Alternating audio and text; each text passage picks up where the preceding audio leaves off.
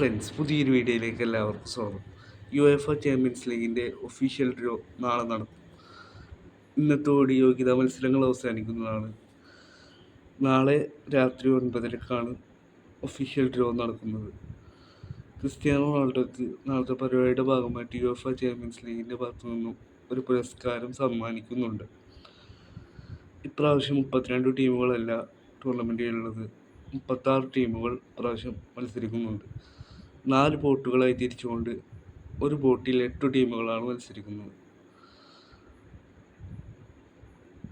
യോഗ്യത കിട്ടി വരുന്ന ടീമുകളും ഇതിൽ മത്സരിക്കുന്നു. ബാഴ്സലോണ, PSG, റയൽ മാഡ്രിഡ് എന്നിവരൊക്കെ ഫസ്റ്റ് ബോട്ടിലാണ് വരുന്നത്. ഏതായാലും നമുക്ക് നാളെ ഒഫീഷ്യൽ ഡ്രോ കഴിഞ്ഞുകൊണ്ട് വീഡിയോയുമായി കാണാം.